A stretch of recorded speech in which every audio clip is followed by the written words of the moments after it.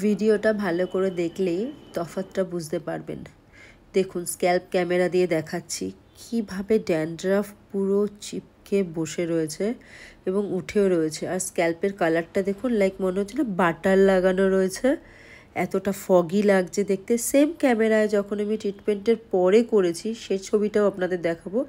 এখন কিন্তু আমি জুম করে দেখাইনি, নর্মালি দেখা যাচ্ছে। বা দেখুন এই যে দেখাচ্ছি ট্রিটমেন্ট করার পরে স্ক্যাল্পের হেয়ারটা দেখুন কত সুন্দর ডার্ক, স্ক্যাল্পটা পরিষ্কার।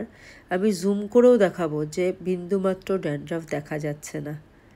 একটা ট্রিটমেন্টে এতটা ড্যান্ড্রাফ রিমুভ হওয়া সম্ভব। ইয়েস, অনন্যা বিউটি স্যালনে সব কিছু সম্ভব, স্পেসিফিক্যালি যেটা ট্রিটমেন্ট হয়।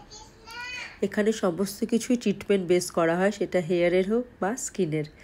আর আমরা শুনে নেব ক্লায়েন্টের মুখ থেকেই উনি কতটা হ্যাপি এই ট্রিটমেন্টটা করিয়ে। আমি আজকে ড্যান্ড্রাফ ট্রিটমেন্ট নিয়েছি, দিদির কাছ থেকে দারুণ সার্ভিস দিয়েছে, দারুণ ইমপ্রুভমেন্ট হয়েছে। আমার হেয়ারটা যা ছিল অবস্থা, এখন মানে হেয়ারে কোনো ড্যান্ড্রাফই নেই। আমি পুরো স্যাটিসফাইড এই সার্ভিসটা নিয়ে। আর হেয়ারটাও খুব স্মুথ, খুব ভালো হয়েছে।